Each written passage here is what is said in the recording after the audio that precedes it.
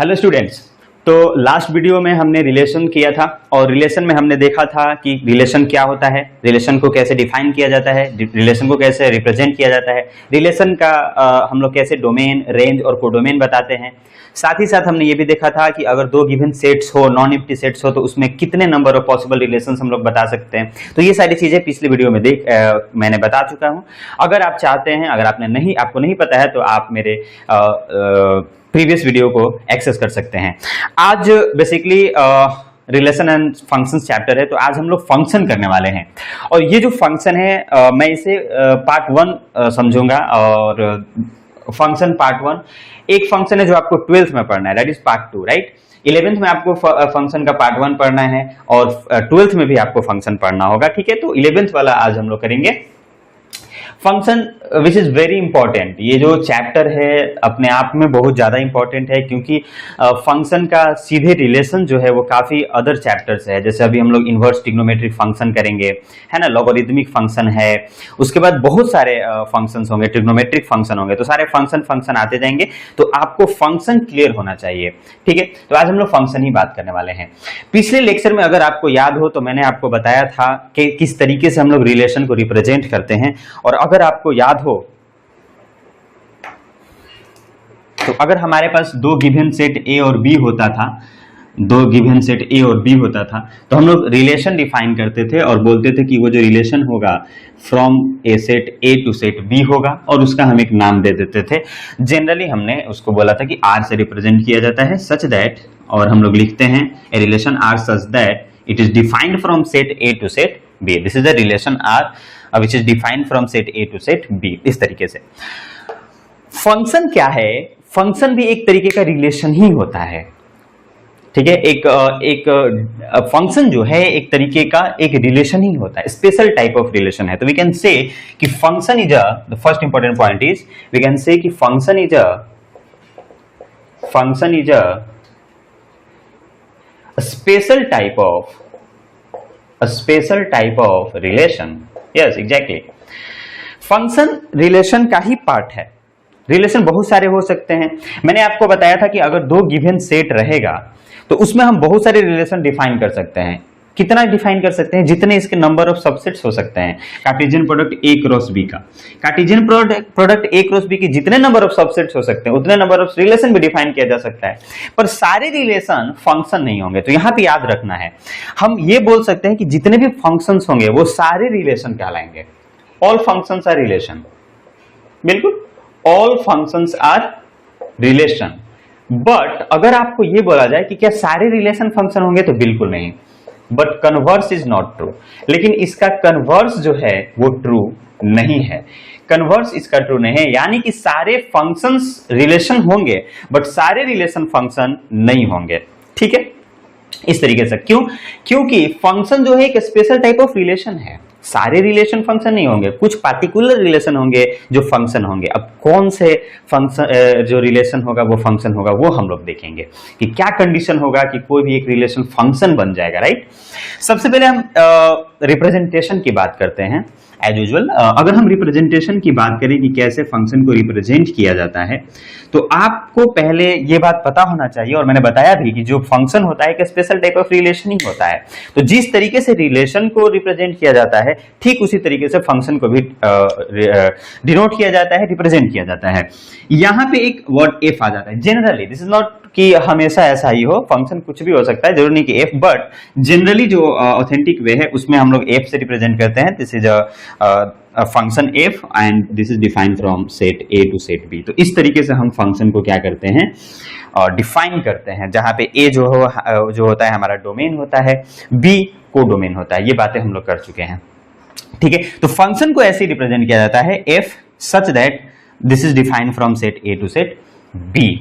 Now the question is कि ये तो पता चल गया कि फंक्शन जो है एक स्पेशल टाइप ऑफ रिलेशन ही है, यानी कि एक तरीके का रिलेशन ही होता है फंक्शन, बट स्पेशल टाइप। तो वो क्या है? ऐसी चीज है जो फंक्शन को डिफाइन करता है। आइए उसको समझते हैं कि फंक्शन आखिरकार होता क्या है। तो देखिए, फंक्शन का अगर हम डेफिनेशन की बात करें, और डेफिनेशन से ही आपको समझ में भी आ जाएगा clearly, a relation F is said to be a function from a non-empty set A to a non-empty set B if, यहां से इंपॉर्टेंट पॉइंट आता है कि एक रिलेशन f जो है उसको हम लोग फंक्शन कब बोलेंगे, जो कि डिफाइंड होगा एक नॉन एम्प्टी सेट A से एक नॉन एम्प्टी सेट B के लिए कब। यहां पे मेन पॉइंट यहां है कि if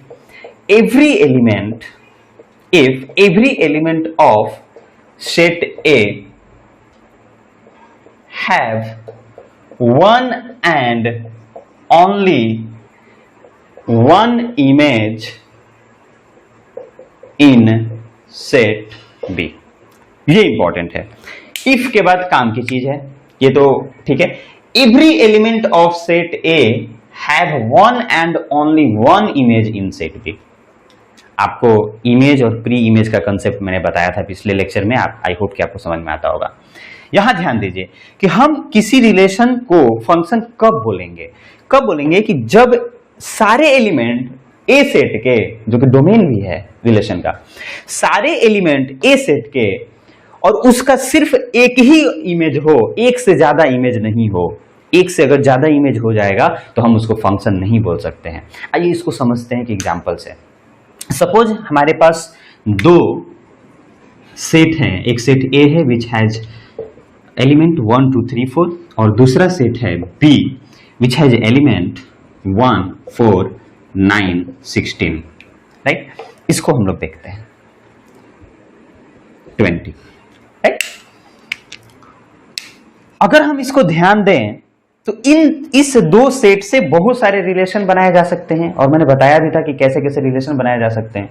R1 R2 R3 R4 बहुत सारे रिलेशन। कितने रिलेशन बना सकते हैं? जितने इन दोनों कार्टेशियन प्रोडक्ट का, इन दोनों के कार्टेशियन प्रोडक्ट से जितना सबसेट बनाया जा सकता है उतना आप रिलेशन बना सकते हो। बहुत सारे रिलेशन बनेगा, बट उस रिलेशंस में से कुछ ऐसे पार्टिकुलर स्पेशल रिलेशन होंगे जो फंक्शन बन जाएंगे। और कब बनेंगे? जब सारे एलिमेंट ए सेट के, ए सेट में सारे एलिमेंट कौन है? 1 2 3 4 है। तो सारे एलिमेंट ए सेट का उसका सिर्फ एक ही इमेज हो, एक से ज्यादा नहीं हो। अगर हम मान लीजिए एक रिलेशन डिफाइन करते हैं from set A to B, और उस रिलेशन को क्या हम लिखते हैं कि यहाँ पे एक्स वाई एलिमेंट होंगे, ठीक है। एक ऑर्डर्ड पेयर होगा जिसमें एक्स बिलोंग करेगा ए सेट से और वाई बिलोंग करेगा बी सेट से, एंड एक्स स्क्वायर बराबर होगा वाई के, ठीक। ये नॉर्मल लेके चल रहे हैं स्टार्टिंग से ही। तो X square equals to Y के बराबर होगा। ये एक रिलेशन है, सॉरी एक रिलेशन हमने डिफाइन किया, ठीक है, आर इस तरीके से। तो एक्स स्क्वायर बराबर वाई, यानी कि 1 का स्क्वायर 1, तो 1 का मैपिंग 1 के साथ होगा, ठीक है, मैपिंग मैंने आपको बताया था। 2 का मैपिंग 4 के साथ होगा, ठीक है, 2 का स्क्वायर करेंगे तो 4 आ जाएगा, और ये y जो एलिमेंट है वो भी सेट में अवेलेबल भी है। 3 का 9 होगा और 4 का 16 होगा। ध्यान दीजिए, अगर आप ध्यान से देखो तो हर एलिमेंट का, एवरी एलिमेंट ए सेट के हर एलिमेंट का एक इमेज है बी वाले सेट में। इमेज है कि नहीं? 1 का इमेज 1, 2 का इमेज 4, 3 का इमेज 9, 4 का इमेज 16। तो सारे एलिमेंट का देखो, ऐसा कोई एलिमेंट बचा ही नहीं है जिसका इमेज नहीं है। अभी हम बात करेंगे कि बचा हुआ इमेज, अगर कोई एक एलिमेंट बचा हुआ है उसका इमेज नहीं तो फिर फंक्शन बोलेंगे कि नहीं, अभी बात करेंगे। यहां ध्यान दीजिए, सारे एलिमेंट का इमेज है सेट बी में, बिल्कुल है, इसलिए ये जो रिलेशन है एक फंक्शन है।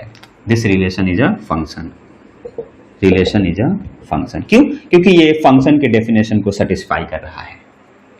तो क्या हम इसको फंक्शन बोलेंगे? बिल्कुल बोलेंगे। क्यों? क्योंकि सारे एलिमेंट जो ए सेट के हैं उन सब का इमेज बन रहा है बी वाले सेट में, तो इस वजह से हम बोलेंगे कि ये एक फंक्शन है, ठीक है। ये बात समझ में आ गया होगा आपको।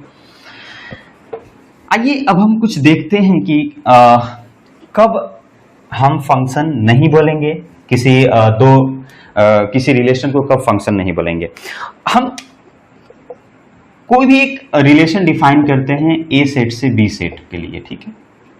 सपोज मान लीजिए मैंने डिफाइन किया और यहाँ पे ऐसे इतने सारे वर्ड लिखते, ठीक है। बी सेट में एलिमेंट 1 हो गया, 4 हो गया, 9 हो गया, 16 हो गया, 20 हो गया, ठीक। आइए अब हमने एक रिलेशन R1 डिफाइन किया, ठीक है, ए सेट से बी सच दैट R1 में ऑर्डर्ड पेयर होगा, x a से बिलोंग करेगा और y b से, और x स्क्वायर बराबर y हो गया, x स्क्वायर बराबर y होगा। अगर आप मैपिंग करें तो 1 का स्क्वायर 1 के बराबर होगा तो 1 1 के साथ मैप हो जाएगा, 2 का स्क्वायर 4 के बराबर होगा तो 2 4 के साथ मैप हो जाएगा, 3 9 के साथ, 4 16 के साथ। 5 जो है वो किसी भी एलिमेंट, मतलब 5 किसी भी b के एलिमेंट के साथ मैप नहीं हो रहा है, क्योंकि 5 का स्क्वायर 25 होता है और 25 नहीं है। तो अगर हम इस मैपिंग में देखें, इस विजुअल रिप्रेजेंटेशन में देखें, तो सारे एलिमेंट जो ए के हैं उनका इमेज नहीं है। एक एलिमेंट है 5 जिसका इमेज नहीं बन रहा है। तो ध्यान दीजिएगा, अगर एक भी इमेज बच जाएगा, सॉरी एक भी एलिमेंट ऐसा बच जाए सेट ए में जिसका कोई इमेज ही नहीं बनता हो, तो हम इसको फंक्शन नहीं बोल सकते हैं। R1 is not function, R1 is not a function. पहली चीज क्लियर होनी चाहिए। दूसरी चीज, सपोज मान लीजिए क्या हुआ कि एक ए सेट है और दूसरा बी सेट है, इसमें एक ऐसा एलिमेंट हमें मिल गया, कोई भी एक एलिमेंट मान लीजिए, सपोज इसमें एक ऐसा एलिमेंट है, मान लीजिए 5 है कोई एक एलिमेंट, ठीक है, 1 2 3 4, यहाँ पे कुछ भी हम एलिमेंट ले लेते हैं, 6 7 8 9, ठीक है, कोई भी एलिमेंट ले लेते हैं और एक ऐसा हम रिलेशन डिफाइन करते हैं। और रिलेशन में क्या हुआ कि 1 का मैपिंग 6 के साथ हो गया और साथ ही साथ 1 का मैपिंग 9 के साथ भी हो गया और बाकी सबका मैपिंग एक ही के साथ है, ठीक है, इसको हटा भी देते हैं अगर हम। अब ध्यान से देखो, इसको ध्यान से देखो, इसमें क्या हो रहा है, 1 जो एलिमेंट है 1, इसका 2 इमेज आपको दिखाई दे रहा होगा, इमेज एक 6 है और एक 9 है। तो एक एलिमेंट है जो ए सेट में है और इसका 2 इमेज है, और फंक्शन का डेफिनेशन क्या बोलता है कि every element of set A have one and only one image in set B. यहां पे 2 इमेज हो गया कि नहीं 1 का, इसलिए हम इसको फंक्शन नहीं बोलेंगे। यानी कि किसी भी एलिमेंट का अगर 2 इमेज आ जाता है, सॉरी किसी भी एक एलिमेंट का 2 इमेज अगर आ जाता है तो हम इसको फंक्शन नहीं बोल सकते हैं, ठीक है। पहला चीज तो सारे एलिमेंट मैप होने चाहिए, यानी कि सारे एलिमेंट का इमेज होना चाहिए। दूसरी चीज कि अगर एक ऐसा एलिमेंट है जिसका एक से ज्यादा इमेज हो गया तो फिर तो वो फंक्शन नहीं होगा। तीसरा चीज, अगर मान लीजिए हमारे पास एक सेट ए है और एक सेट बी है, और होता क्या है कि मान लीजिए इसमें एलिमेंट 1 2 3 4 5 है, इसमें एलिमेंट 6 7 8 9 10 है, ठीक है। मैंने एक रिलेशन बनाया, ठीक है, रिलेशन बनाना आपको सिखाया था मैंने पिछले लेक्चर में। मान लीजिए मैंने एक रिलेशन बनाया, 1 का मैपिंग हो गया 7 के साथ, 2 का मैपिंग हो गया 9 के साथ, 3 का मैपिंग हो गया 6 के साथ, 4 का मैपिंग 8 के साथ, 5 का मैपिंग 10 के साथ। किसी मतलब रिलेशन से, अभी तो मैं बता नहीं रहा हूं कि कौन सा रिलेशन, बट कोई भी एक रिलेशन हुआ और इस तरीके से मैपिंग हो गया। तो आप ध्यान से देखोगे तो 1 का मैपिंग 7 के साथ, तो 1 का इमेज 7 है, 2 का इमेज 9 है, 3 का 6 है, 4 का 8 है, 5 का 10 है। सबका, सारे एलिमेंट जो ए वाले सेट में है, सबका एक यूनिक यानी कि ओनली वन यूनिक इमेज है, यूनिक इमेज आपको नजर आ रहा होगा। तो ये जरूरी नहीं है कि 1 का मैपिंग 6 के साथ हो, 2 का मैपिंग 7 के साथ हो, ये जरूरी नहीं, ये सीक्वेंस जरूरी नहीं है। होना क्या चाहिए, एक यूनिक इमेज होना चाहिए ए के सारे एलिमेंट का, और वो है, इसलिए ये फंक्शन है, ठीक है। नेक्स्ट बात हम करते हैं, सपोज मान लीजिए हमारे पास 2 सेट है, एक ए है और एक बी है। इसमें हमारा एलिमेंट 1 2 3 4 5 है और इसमें एलिमेंट 6 7 8 9 10 है, ठीक है। 5 एलिमेंट हम ले लेते हैं। हुआ क्या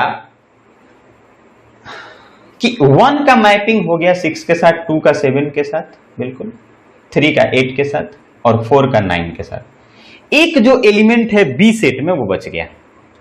देखो, एवरी एलिमेंट ऑफ सेट ए, सारे एलिमेंट जो सेट ए में है सबका इमेज है बी में, लेकिन बी में एक ऐसा एलिमेंट बच गया 10 जो किसी का इमेज नहीं है, किसी का इमेज नहीं है। तो क्या हम इसको फंक्शन बोलेंगे? अगर मान लो हम इसको बोलते हैं कि ये एक F1 है, तो क्या F1 एक फंक्शन है? क्या वी कैन से कि F1 इज अ फंक्शन? बिल्कुल, एब्सोल्युटली। ध्यान दीजिए, बहुत इंपॉर्टेंट बात। ये फर्क नहीं पड़ता कि सेट बी में सारे एलिमेंट का मैपिंग हुआ है कि नहीं हुआ है। फर्क किस बात से पड़ता है? फर्क इस बात से पड़ता है कि ए वाले सेट में सारे एलिमेंट का मैपिंग हुआ है कि नहीं। पहली बात, मैपिंग सारे एलिमेंट का होना चाहिए और एक ही एलिमेंट के साथ मैपिंग होना चाहिए। किसी दो एलिमेंट के साथ अगर मैपिंग हो गया, इसका मतलब उसका दो इमेज हो गया, और जैसे ही दो इमेज हो जाता है तो वो फंक्शन नहीं होगा। तो इस केस में फंक्शन है। क्यों फंक्शन है? क्योंकि हमको बी वाले सेट के एलिमेंट से मतलब नहीं है, हमें मतलब है ए वाले एलिमेंट के सेट से, कि ए वाले सेट के सारे एलिमेंट का इमेज होना चाहिए बी सेट में। आई होप कि आपको फंक्शन समझ में आ रहा होगा। इस तरीके से ये जो कंडीशंस अगर होते हैं तो हम उसको बोलेंगे कि ये फंक्शन है। देखिए, दूसरी तरीके से हम लोग कैसे फंक्शन को डायरेक्टली, अगर मान लीजिए आपको दो सेट्स दिया हुआ है और हम पूछ रहे हैं कि एग्जामिन करने के लिए कि क्या वो फंक्शन है कि नहीं है, तो हम कैसे बताएंगे? सपोज मान लीजिए हमारे पास एक ए सेट है विच इज 1,2, 2,3, 3,5, 4,6। एक ए सेट ये है और हम आपसे पूछते हैं, कोई भी एक रिलेशन है R1, कोई एक रिलेशन दिया हुआ है और आपको बताना है कि ये जो रिलेशन है क्या ये फंक्शन है कि नहीं है। डायरेक्टली आपको देख के बताना है। तो हम बता सकते हैं कि ये फंक्शन है कि नहीं है। ठीक है, आपको क्या देखना है? आपको क्या देखना है कि जो फर्स्ट एलिमेंट है इस रिलेशन का, फर्स्ट एलिमेंट 1, 2, 3, 4, इसका इमेज आप देखो। 1 का इमेज 2 है। अब 1 का इमेज और कोई दूसरा है कि नहीं? तो आप कहोगे कि नहीं, बिल्कुल नहीं है। 1 का इमेज दूसरा कहीं नहीं नजर आ रहा है, 2 का इमेज दूसरा कहीं नहीं नजर आ रहा है, 3 का कहीं नहीं, 4 का कहीं नहीं। इसका मतलब कि ये फंक्शन है। तो फर्स्ट इंपॉर्टेंट पॉइंट कि किसी भी ऑर्डर्ड पेयर में हमें क्या ध्यान देना है? कोई अगर रिलेशन है और उस रिलेशन में जो ऑर्डर्ड पेयर है, उस ऑर्डर्ड पेयर का फर्स्ट एलिमेंट दो डिस्टिंक्ट ऑर्डर पेयर अगर हम कंसीडर करें, 2 डिस्टिंक्ट पेयर या डिस्टिंक्ट पेयर, कितने भी डिस्टिंक्ट पेयर हो सकते हैं, तो डिस्टिंक्ट पेयर्स को अगर हम कंसीडर करें तो उनमें फर्स्ट एलिमेंट एक से ज्यादा नहीं होने चाहिए। मतलब एक ही एलिमेंट रिपीट नहीं होना चाहिए, फर्स्ट एलिमेंट रिपीट नहीं होना चाहिए। अगर यहां 1 है, अब इसके बाद किसी भी ऑर्डर्ड पेयर में अगर 1 आ गया, फर्स्ट एलिमेंट की अगर हम बात करें, फर्स्ट एलिमेंट की बात करें, ध्यान से देखिए, अगर 1 आ गया तो हम बोलेंगे कि ये फंक्शन नहीं है। जैसे एग्जांपल के लिए मान लीजिए R2 एक रिलेशन है हमारे पास और ये क्या है, 1,3, 2,6, 1,5, 6,2, 4,2। इस तरीके से आप इसको ध्यान से देखो। अगर आप ध्यान से इसको देखोगे तो मैंने क्या बताया, किसी भी रिलेशन में जो डिस्टिंक्ट ऑर्डर्ड पेयर हैं उनमें जो फर्स्ट एलिमेंट होगा, फर्स्ट एलिमेंट वो एक ही होना चाहिए। मतलब एक, मान लीजिए 1 है तो अब किसी भी ऑर्डर पेयर में 1 फर्स्ट एलिमेंट नहीं होना चाहिए। बात समझिए, यहां पे 1 है फर्स्ट एलिमेंट, अब किसी भी ऑर्डर पेयर में फर्स्ट एलिमेंट 1 दोबारा नहीं होना चाहिए, रिपीट नहीं होना चाहिए। ये 1 आ गया, यहां 2 है भाई, ठीक है कोई बात नहीं, यहां फिर से 1 आ गया। अब जैसे ही 1 2 बार आया, इसका मतलब क्या हुआ कि 1 का 2 इमेज हो गया। देखो 3 भी 1 के साथ मैच कर रहा है और 1 के साथ 5 भी मैच कर रहा है। तो इसका मतलब क्या है कि 1 एक ऐसा एलिमेंट है जिसका 2 इमेज आ गया। कौन कौन आया, 3 और 5, इसलिए ये फंक्शन नहीं है। तो हम डायरेक्टली देख के बता सकते हैं। क्या करेंगे कि जो ऑर्डर्ड पेयर है, डिस्टिंक्ट ऑर्डर पेयर है, उसका फर्स्ट एलिमेंट को चेक करेंगे। अगर फर्स्ट एलिमेंट रिपीट हुआ होगा, रिपीट एक बार भी या 2 बार भी, एक से ज्यादा बार अगर रिपीट हो गया, यानी कि वो रिलेशन जो है फंक्शन नहीं है। एक से ज्यादा बार, जैसे ही 2 बार आपने देखा कि 1 2 बार है, अब चेक करने की जरूरत ही नहीं है, आप बोलोगे कि ये फंक्शन नहीं है। ठीक है, मान लीजिए 2 यहां पे है और इसके आगे कहीं किसी ऑर्डर पेयर में 2 आ गया, तो आप बोलोगे कि ये फंक्शन नहीं है। ठीक है, पहली बात ये समझ में आनी चाहिए। दूसरी बात आपको ध्यान ये रखना है कि अगर आप ध्यान से देखोगे फंक्शन का डिफिनेशन, तो फंक्शन बोलता है कि every element of set A has one and must have one and only one image in set B. यानी कि अगर मान लीजिए यहाँ पे कोई एक एलिमेंट ए है, तो इसका जो इमेज होना चाहिए सेट बी में वो यूनिक होना चाहिए, सिर्फ वन होना चाहिए, इससे ज्यादा नहीं होना चाहिए। अगर ए का मैपिंग किसी और एलिमेंट के साथ हो गया, मतलब किसी एक एलिमेंट का मैपिंग किसी और एलिमेंट के साथ हो गया, दो के साथ हो गया, यानी कि दो इमेज हो गया, तो ये फंक्शन नहीं कहलाएगा। और इंपॉर्टेंट बात ये भी है कि इसमें जितने भी एलिमेंट होंगे, ए सेट में जितने भी एलिमेंट होंगे, 4 होंगे चाहे जितने भी, तो सबका होना चाहिए मैपिंग, सबका। एक भी अगर बच गया एलिमेंट जिसका मैपिंग नहीं होता है या जिसका इमेज नहीं होता है बी सेट में, तो वो फंक्शन नहीं होगा। इसका मतलब है कि फंक्शन होने के लिए कंप्लीट जो डोमेन होगा वो ए, किसी भी फंक्शन का अगर हम डोमेन की बात करें तो उसका डोमेन ए होना चाहिए, ए सेट ही उसका डोमेन होना चाहिए।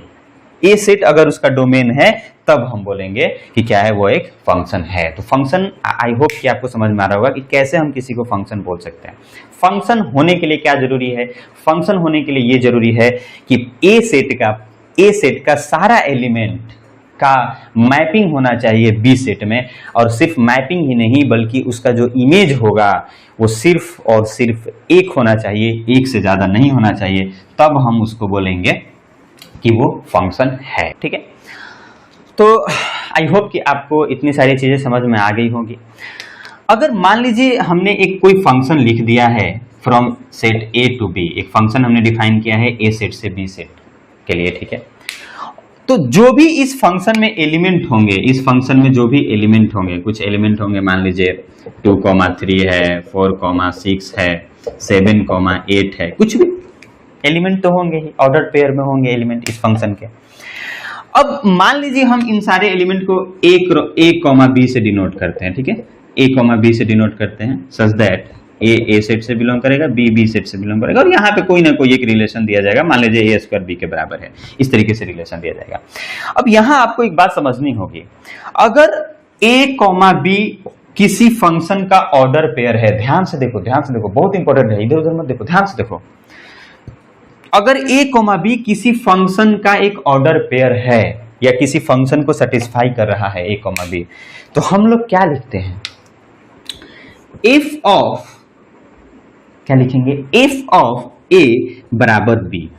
दिस इज वेरी इंपॉर्टेंट, यानी कि ये ए फंक्शन को दिखाएगा और ये जो ए है ये दिखाएगा डोमेन को, आप क्या इसमें रख रहे हो, क्या डाल रहे हो, इनपुट को, और ये जो है आपका, ये जो बी आया ये इमेज है, हम इसको इमेज बोल सकते हैं, और यहाँ पे जो ए है ये आपका प्री इमेज है, ये क्या है, प्री इमेज।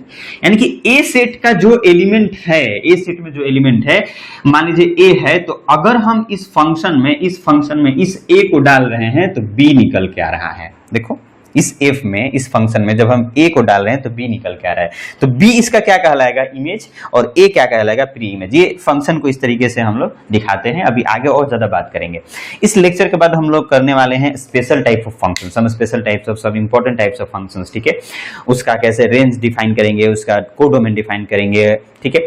नेक्स्ट वीडियो में मैं आपसे बात करूंगा कि किसी भी फंक्शन का कोडोमेन क्या होता है, डोमेन क्या होता है, रेंज क्या होता है, और उसके बाद हम लोग बहुत सारे डिफरेंट फंक्शंस को देखेंगे, फंक्शन का ग्राफ बनाएंगे, और ग्राफ को देख करके हम कैसे बताएंगे कि कोई भी फंक्शन जो है उसका रेंज क्या होगा, उसका डोमेन क्या होगा। तो अभी के लिए बस इतना ही, मिलते हैं आपसे फिर से नेक्स्ट वीडियो में। आई होप कि आपको समझ में आया होगा। अगर आपको सही में समझ में आ रहा होगा और आपको मेरा वीडियो पसंद आ रहा है तो प्लीज वीडियो को लाइक कीजिए और सब्सक्राइब कीजिए और अपने फ्रेंड्स के साथ शेयर भी कीजिए। Thank you so much.